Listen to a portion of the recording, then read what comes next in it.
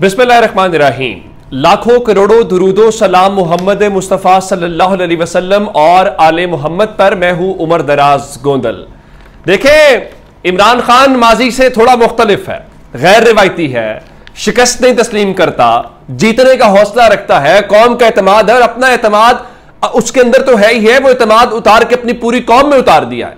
अब मसला तो बड़ा इंपॉर्टेंट है। अब मैं आपको पिछले थोड़े अरसे से डेवलपमेंट्स भी बता रहा हूं कि इधर से पैगामात आ रहे हैं, कोई इधर मुलाकातें हो रही हैं, तो एक और बड़ी खबर है। लेकिन उससे पहले मैं आपको बताना यह चाहता हूं कि आज साइफर केस की जो समाअत है वो अटक जेल के अंदर हुई। अटक जेल को जहां पे इमरान खान है, जज साहब जो है वहां पे चल के अबुल असनाद जुल्करनैन साहब खुद आए, इमरान खान को पेश किया गया, उनकी हाजिरी लगवाई गई। हाजिरी लगवाने के बाद जो है जज साहब ने इस चीज को तस्लीम किया कि जो आखिरी रिमांड जिसकी हम बात कर रहे थे 30 तारीख तक, इमरान खान को उनके सामने उस वक्त पेश नहीं किया गया था। यह पहला ब्लंडर है जो इमरान खान के हक में जाएगा। अगली बात सुनिए, उनको जब पेश किया गया तो उन्होंने ज़ाब्ते की कार्रवाई मुकम्मल की और इमरान खान का 14 रोजा मजीद जुडिशल रिमांड दिया। और इसमें खास बात यह है कि ब्लंडर जरा देखिए, एक बार भी इमरान खान का जिस्मानी रिमांड ले ही नहीं सके। इनकी नालायकी का अंदाजा लगाएं तो जब जुडिशल रिमांड होता है तो उसके बाद जमानत की दरखास्त होती है,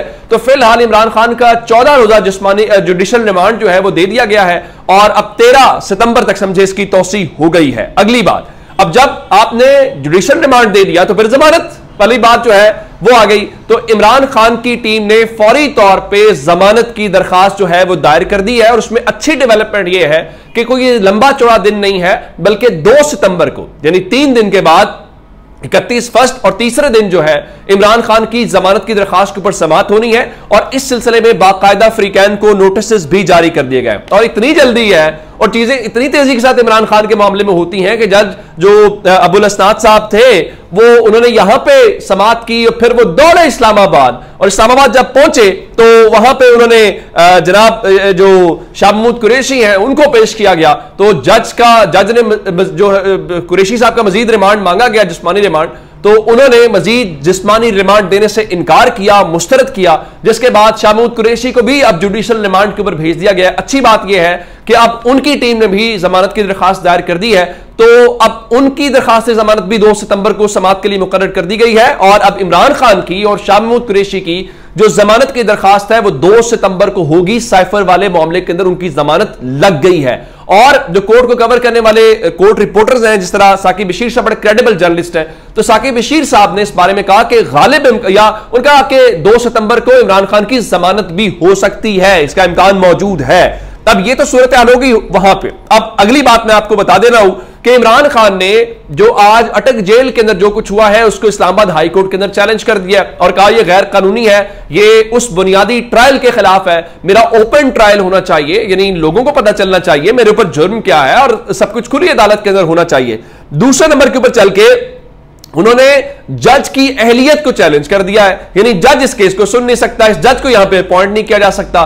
तो अब यह भी मामला मुख्तलिफ कानूनी महाजों के ऊपर इमरान खान की टीम भरपूर तरीके से, ये नहीं है कोई एक दो, भरपूर तरीके से अपना केस जो है वो पुट करती हुई हमें दिखाई दे रही है। और इसका मतलब यह है कि आज आपने जो किया है तो मजीद आपको अब 2 सितंबर को क्लैरिटी आ जाएगी कि क्या कुछ होना है और उसके बाद फिर रही बात के कितने दिन सितंबर का है, तो ये वो मामलात हैं कि आप ये करते रहेंगे एट द एंड। अब सिर्फ डर ये है इमरान खान की कोई तस्वीर बाहर नहीं आनी चाहिए, कोई झलक नजर नहीं आनी चाहिए। ये ऐसे ही करने की कोशिश करेंगे, कभी वो नैब वाले मामले के अंदर, कभी किसी के अंदर, लेकिन कब तक? यानी इतने डरे हुए हैं, इतने डरे हुए। और इमरान खान का अंदाजा लगाइए, उनके वुकला ने बताया है कि आज खान साहब ने शेव भी की हुई थी और खान साहब ने अपने वुकला को कहा मेरी हालत के ऊपर जरा बात ना करें कि मैं किस हालत में हूं, मैं अब जितनी बाहर की गुलामी से जेल के अंदर ज्यादा अच्छा महसूस कर रहा हूं। उनका मैं यहां ज्यादा जो आजादी है उसको महसूस कर रहा हूं। दूसरी जानब अंदाजा लगाइए कि इमरान खान खुद भी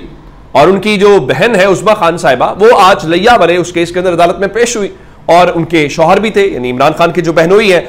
अच्छा तो ये था लंदन भाग जाते और वहां से जनाब वो कर लेते और लेवल प्लेइंग फील्ड मांगते, लेकिन वो अपने मुल्क के अंदर, अपने कानून के अंदर, देखिए कानून गलत सही, उसका गलत इस्तेमाल या सही इस्तेमाल, उसका सामना करना ही एक मुहिब्बे वतन शहरी का होता है।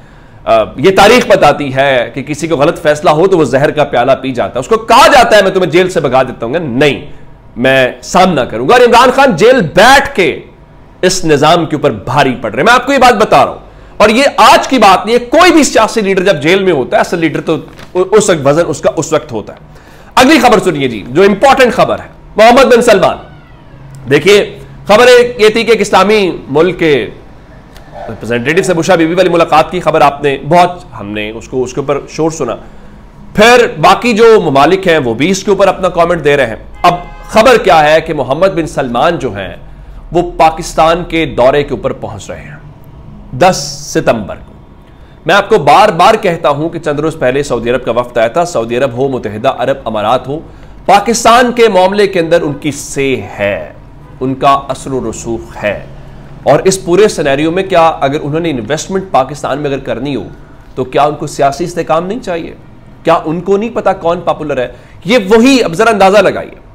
अब मोहम्मद बिन सलमान ने G20 के इजलास में शिरकत के लिए इंडिया जाना है, पहली बात। अब ये जो आपको शोर मचाते नजर आएंगे ना कि देखें ये हो रहा फ्लो, मैं जरा आपको बताना ये चाहता हूं, वो इस दौरान जब इंडिया जाएंगे तो उस दौरान चंद घंटे, जो 4 से 6 घंटे हैं, वो पाकिस्तान में गुजारेंगे, उनकी मुलाकातें होंगी।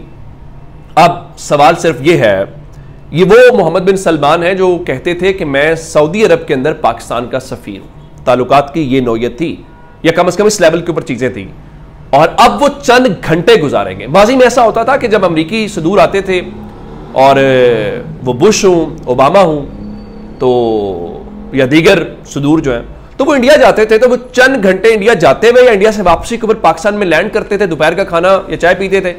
तो इसको बैलेंसिंग एक्ट के तौर पे देखा जाता था कि हमने, ठीक है, दौरा तो इंडिया का था तो पाकिस्तान के साथ बैलेंस कर दिया। पाकिस्तान ये नहीं कह सकता। सऊदी अरब तो हमारा करीबी दोस्त है, अच्छे बुरे वक्त का दोस्त, बरादर इस्लामी मुल्क है, और वो इंडिया से ताल्लुकात हमारी तरफ देख के बनाता था कि पाकिस्तान बुरा तो नहीं बना रहा, या पाकिस्तान की इसके ऊपर क्या है। अब सूरत हाल ये है कि अगर सऊदी अरब जैसा करीब तरीन दोस्त भी बैलेंस करने के ऊपर आ गया है कि इंडिया जाना तो चंद घंटे पाकिस्तान, तो फिर सोचने का मकाम है कि हम किस नहज के ऊपर पहुंच गए। और जरा हमारी तरजीहात का अंदाजा लगाइए कि हम उसको जेल में बंद कर रहे हैं, उसको जेल से निकाल रहे हैं। आखिर इंडिया भी तो हमारे साथ ही आजाद हुआ था, बांग्लादेश भी तो हमारे साथ ही आजाद हुआ था। हम बतौर कौम ये डिजर्व नहीं करते जो हमारे साथ हो रहा है। डॉलर आज देख लीजिए 305 के आसपास या 305 पे लैंड कर गया, अंदाजा कीजिए। और आपके अनवारुल हक काकड़ साहब जो हैं वो पहले दौरे के ऊपर कीनिया जा रहे हैं। भाई आपका क्या काम है गैर मुल्की दौरे करना? आपका क्या मैंडेट है? शायद ये मुख्तलिफ मिसाल होगी कि निगरान वज़ीर आज़म बाहर जा रहा है, उधर कीनिया में अगर आप वर्ष शरीफ वाले मामले का तो हल करवा नहीं सके, लेकिन शौक बहुत है। इवन कीनिया की पुलिस के जो 5 लोग थे उसमें, उनको भी बेगुनाह करार देकर उन्होंने ड्यूटी पे वापस बुला लिया है। खुदा जालिमों को गारत करे, इंसाफ जरूर होगा इंशाल्लाह।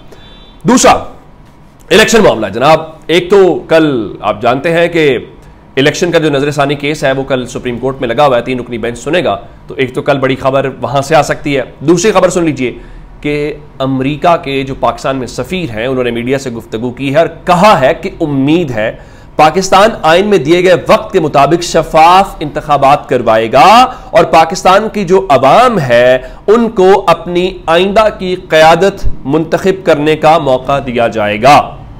एक सूरत हाल तो हो गई ये। अब सुप्रीम कोर्ट में दरखास्तें लगी हुई, 90 रोज में इलेक्शन कराएं। जाहिर है सुप्रीम कोर्ट को इसके ऊपर काम करना चाहिए, लेकिन आज अवामी नेशनल पार्टी जो है उनके वफ्द ने इलेक्शन कमीशन ऑफ पाकिस्तान से मुलाकात की और इफ्तिखार साहब ये बता रहे थे कि उनको जो chief election commissioner Sikandar Sultan Raja है उन्होंने कहा है कि वो फरवरी के वस्त के अंदर इलेक्शन करवा देंगे। यकीन दहानी करवाइए। अब जरा वापस आइए, जो राना सनाउल्लाह ने कल टीवी शो के अंदर बैठ के कहा था कि इलेक्शंस 90 रोज में कराना कोई कुरानी सहीफा तो नहीं है, इलेक्शंस फरवरी में भी हो जाएंगे। आखिर कैसे पता है राना सनाउल्लाह को फरवरी में इलेक्शन करवाने हैं? और वही जबान जो है सिकंदर सुल्तान राजा साहब बोल रहे हैं और सिकंदर सुल्तान राजा साहब भी वही पॉलिटिकल पार्टीज को कह रहे हैं कि हम फरवरी के अंदर इलेक्शन करवा देंगे। फिर सलीम बुखारी जैसे लोग ये बोलते हुए दिखाई दे रहे हैं कि देखिए जी, वो जब तक इमरान खान का और उनकी पार्टी का कला कमा नहीं हो जाएगा इंतखाबात नहीं होंगे। देखिए सर, आप जो तजर्बा करना चाहते हैं, आपके तजर्बात अभी तक के सारे नाकाम हैं। जाहिर है ताकत आपके पास है, इख्तियार आपके पास है, वक्ती तौर पे तो यही दिख रहा है। अगर ऐसा होता तो आपको इलेक्शंस डिले में लेके न जाने पड़ते। इलेक्शंस में ताखीर इस बात का सबूत है कि आपका तजर्बा नाकाम हो रहा है और ये तजर्बा आइंदा भी कामयाब होता हुआ दिखाई नहीं दे रहा। बाकी आपकी अपनी मर्जी है। अपना बहुत सारा ख्याल रखिएगा। खुदा हाफिज।